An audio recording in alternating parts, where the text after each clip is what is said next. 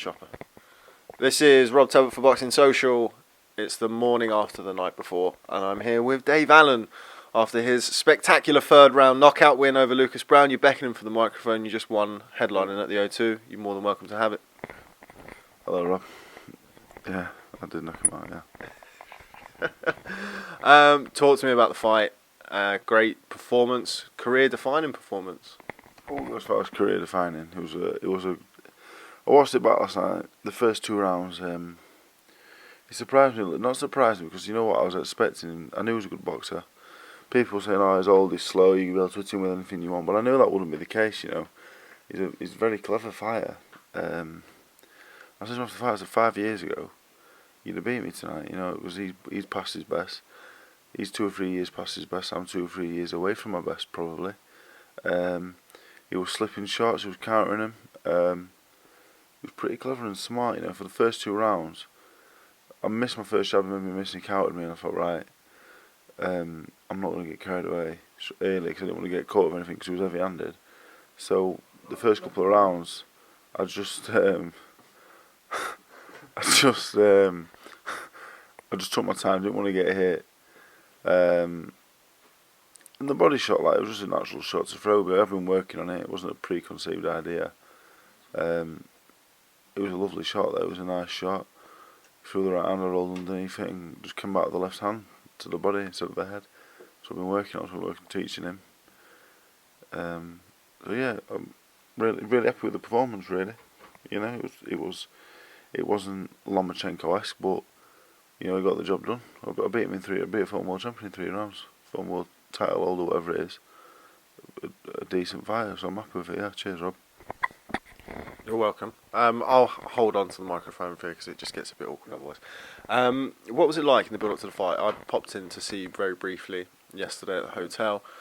What were the nerves like going in? Was it different to usual? I know you boxed an awful lot later than you're generally accustomed to. What was that like? You know what, you know, last night was any other fight I've had, you know, like winning it. Yeah, you always want to win in that, but I knew if I won last night, I may never have to work again. You know, it puts you in that kind of category of fighter where I can earn money to do that. So it meant a lot last night. You know, I wouldn't say I was nervous because I felt like I was going to win the fight. You know, I was just a bit apprehensive. It meant a lot more than anything else. It wasn't. You know, you're never scared to fight. You're scared to lose. But last night there was more on the line for losing. It was just a case of losing and getting a bit of stick online. And, you know, the next fight, this and that. It was a case of win this fight, and this is the first time Eddie sat me and I said, "Look, if you win, this is what's going to happen." So I knew what was at stake, and so yeah, I was pretty nervous. Probably it was the most nervous I've never ever been for a fight, for sure. Yeah. What was a better feeling, knocking out Nick Webb or knocking out Lucas Browne? Oh, Lucas Browne for sure, because that for me. You know, a lot of people expected Lucas Browne to win. They couldn't believe he was 7-4 against. That's a good win. Whatever happened, like, you go on box track in 100 years' time. You see him beat Shaggy 5 fights later. I stopped him in 3 rounds. You know, so I'm proud of it. It's a good win. Like, no one can take that away from me. I have to be seen as a serious threat, at least domestically. You know, you don't beat Lucas Browne if you're not any good. I'm not saying it makes me world class or nothing, but to beat him in 3 rounds shows that, you know, there's something there. It looked a little bit tense in the first round. Was that nerves? Was that the occasion potentially getting too slightly, or was that just me not seeing it right? It was him making me miss.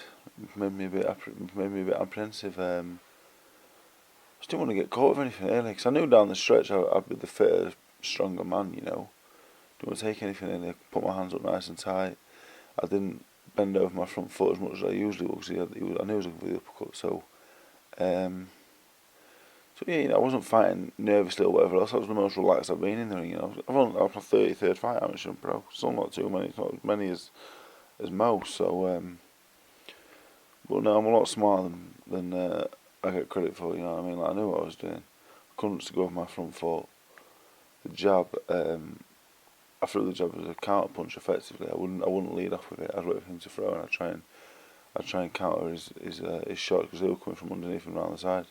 So as soon as he threw a shot, I knew I could throw my jab without anything. I knew something else was coming, so I'd throw the jab. And I'd be there with my chin right down instead of just throwing it from there.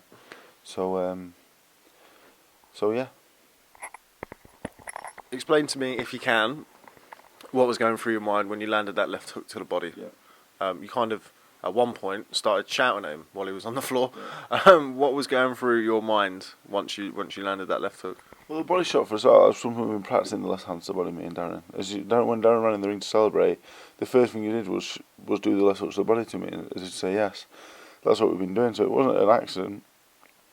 But when I hit him with it, I knew it was over straight away, because they're the kind of shots you're not going to get up from.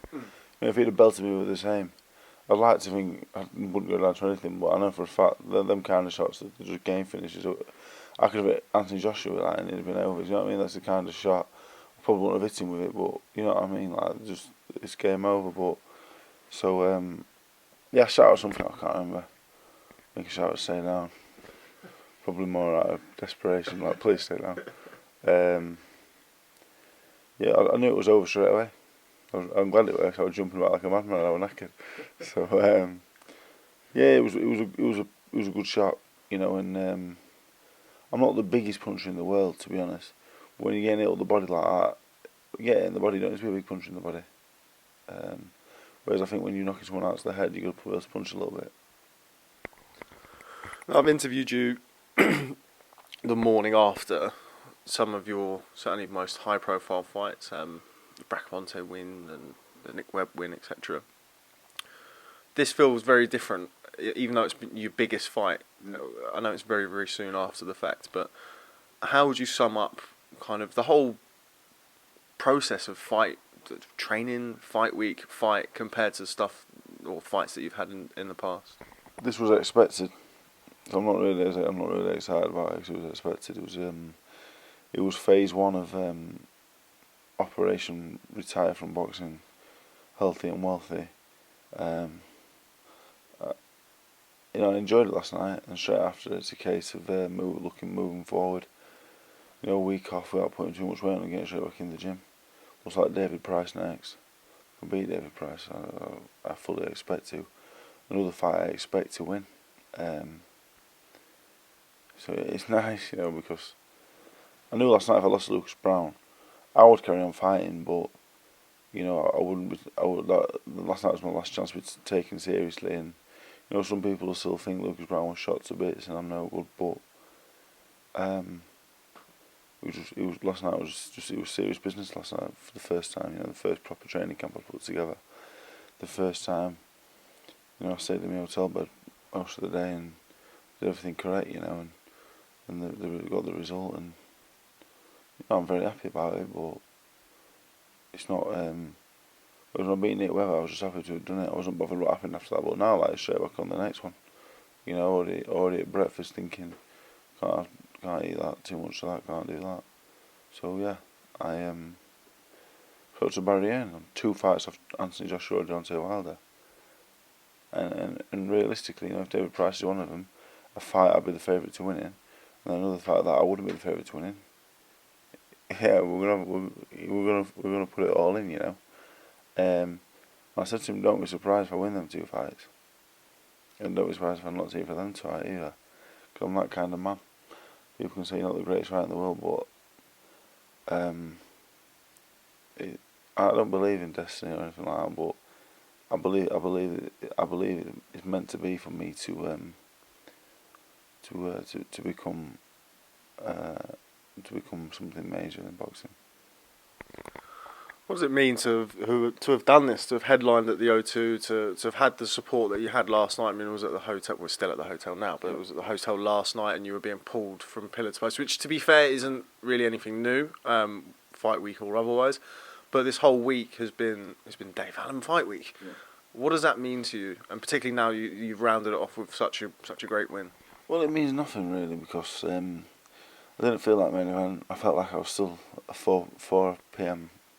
afternoon fight. You know, nothing really changed. You know, apart from I could sit in front of the car had my picture on it. Apart from that, it was all the same. You know, yeah, it was nice. It was nice to be the main event. It was nice to headline. It was nice to see myself all over the place. But if I'd have lost the fight, it wouldn't have meant anything. It would have been, what good would it have been? Wouldn't have been any good, would it? So, it's nice, and moving forward, I guess I'm a big name in British boxing now, but it's the results business, And but yeah, it was nice to main event, to be fair. With all that being said, yeah, it was nice, yeah. Final word on yourself. The training dynamic. I spoke to Mick Marsden last night, and he said that it was the calmest that he's seen you before the fight, during the fight, in between rounds. The training dynamic with Darren Barker and Mick Marsden. Obviously, you won. It's career best performance to this date, but happy with the training situation? Is that what you're going to continue with going forward? Yeah, I've got 14 weeks till July 20th. I'll have a week off. I'll have a couple of weeks in the gym myself with Danny and do some fitness stuff and strength conditioning. I'm that guy now. I'll probably going to spend 4 weeks with Mick and 6 weeks with Darren. That looks like the plan. Because Mick's a very good coach, and Mick gets all the basics right. You have to do all the basics. You have to jab. I have to jab my hands, I have to whip and stuff like that. Darren's a former world champion. He sees things. He sees things that I can't see, that lots of others can't see, as they've not been able to box at that level. Do you know what I mean? So between the two of them, I think it's a perfect match. I think it's a perfect team. And if they're both happy with that, then that's the plan moving forward. Head coach, not head coach, whatever. Both of them involved, both of them playing the part. I need Mick in the corner. I need a familiar voice. I like his voice. I like to see him. It's a reassuring thing for me. Darren knows his stuff. Darren putting the game plan together. That's what Darren. That's what Darren effectively done for this fight, and it paid off last night. Because that body shot, we've literally been working on that for the last 5 or 6 weeks. So it just showed. But I was relaxed. I was fit. Never been as fit in as things like before. So even when you're boxing dumplings, you're thinking, oh God, if we get past 3 rounds, I'm going to be struggling. So we'll stay in the shape. We're getting better shape. We keep getting better, and yeah, I'm excited for what's to come. It's the 23rd fight. 7 left. Let's see where we go. Finally, me and you were up till 6 o'clock in the morning, watching Amir Khan versus Terence Crawford. 6th round stoppage, TKO, retirement. Just your thoughts on the fight? Yeah, we watched it. I thought I anticipated Crawford would win inside 6. I thought everyone talks about Khan's speed, but Crawford, he was the number one man at lightweight. He's going to be fast, and he's moving up. He's going to be fast. So I didn't think the speed would worry him, and his timing and his counter punching and his reflexes are unbelievable anyway. So, but Khan quit for me in the end. It's weird, because he was one of the bravest fighters we've produced since I've been watching boxing. But for me, he looked for a way out. I think that's the end of him. I wouldn't want to pay to watch him fight Kell Brook. No interest. So I can't sit here and pull him down because he achieved more than I ever will. But for me, he looked for a way out, and I think that's the end of him. It's got to be the end of him now. I don't see where he goes from there. Okay, well, we're packed full of people. Well, your friends and family, and Danny Morrell. Before we get going, customary for us to finish off with a message to your adoring fan base. You have to perk up for this one. Yeah, we're both very tired. But hey, you won last night, so it's fine. What message have you got to your adoring fans who have made this possible? I just want to say, what are you laughing at? I just want to say, if you was in the O2 last night, you would have seen it was something like I've never seen ever before. Something I've never seen with a fight. You see world champions and there's praise, adulation, there's applause, there's cheers. But last night, what was in there for me was something I've never seen before. I don't know about you. Yeah, he's nodding. He agrees. It was unbelievable, and it's the same online on social media. It's fantastic. We've come so far. We're 23 fights in. We've got 7 to go. We're just going to keep going. I always say we because it is a we. You know. Eddie makes it clear every time. He likes me. The British public like me, and that's why we're here. And I've done it backwards. I've done it. I've got the opportunities before I'd earned them, and I've got to earn them and show everyone why. I'm not doing anything to prove anyone wrong. I'm not interested in proving people wrong. I'm interested in proving people right. All the people that say I can do it, all the people that say I'm talented, all the people that want to see me do well, I'll do it for them. People say, well, do you want to prove people wrong? If you don't believe in me, you don't think I'm any good. I'm not interested in your not interested in you. You can have your opinion, and maybe in the long run you'll be proven correct. But I have no interest in trying to prove you wrong. So this message is not for you. So stop watching and disliking Rob's videos, please. If you are watching and you like me, then thank you very much. We've done it again. We pulled it out of the bag, another lucky shot out of the bag again. We will fight on July 20th. We'll pull another lucky shot out of the bag then. We'll then fight December time. We'll pull another one out. And then we're going to Wembley. I firmly believe we're going to Wembley, April, May time next year. And we will fight Anthony Joshua at Wembley next year. That is my dream. That is my desire. That is why I will continue to wake up in the morning and run.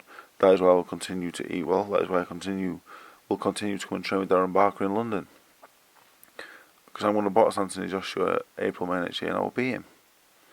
We will beat him. Me and Rob Tebbutt will beat him. Me and you at home will beat him. And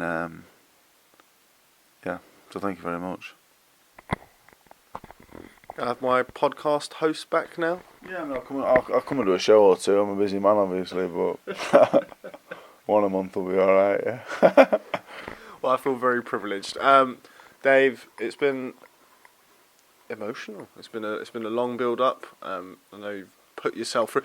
I explained it to somebody yesterday because you do get, as much as people love you, there are a portion of people who don't, as with everyone.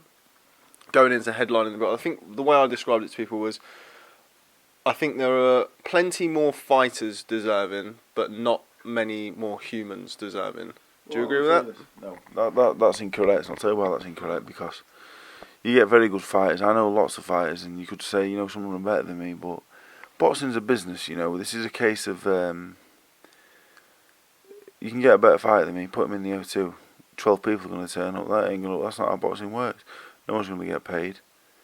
People need to turn up. This is a business. It's not just a sporting contest. If 12 people turned up last night, Eddie would pretty quickly say to me, David, you know what, we're going to have to stop this now.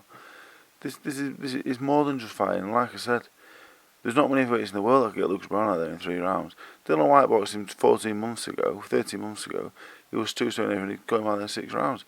I get him out there last night, over a stone light, and I get him out in 3 rounds. Now, I'm not saying that makes me better than Dylan White, but I'm saying that shows that it's a very good result, does it not? And people can say what they want about it. There's not many heavyweights out there better than me. There's not. I beat Lucas Browne. And you can just go for the rest of America and say, I'm not sure about this. There's not many heavyweights in the world can fight Luis Ortiz, Dylan White, Tony Oka on a combined 8-week camp and go 27 rounds of them. So people can say, oh, well, you're not a very good fighter. No, I am a very good fighter. I am. And I sell more tickets than you. And I'm better looking than you. That's what. I'm talking to you, they got carried away looking at you. Maybe not all of them. But, it irritates me because you know what? I am a good fighter. And the fact is, 6,000-7,000 people were in the O2 last night. I'm not saying it was all for me, but majority of them were. That's how this works. I'm sorry that these people aren't getting the opportunities, but you make your own luck in life. Because I don't believe in luck. You make your own success stories in life. Poseidon Plumbing's booming. I think Monty did that by accident. No, he didn't. He went to college for 5 years and got a BTEC in it. Now he runs it. Now he's got his own van. You think Danny Morell? Think Danny Morell. Do you think Danny Morell? Yeah, exactly. These things don't happen by accident. Last night wasn't by accident. People mistake me for a fool who can't fight. I'm a super intelligent man who can box a little bit, and we're going to see the fruits of my labour, and it's coming soon. and I'm really excited for the future, you know. So watch this space. Yes. Thank you very much. And you're also very, very humble. Thanks. Modest. Modest. Thanks very much for speaking to Boxing Social. Ladies and gentlemen, the main event, Dave Allen. Thank you very much. Cheers, mate.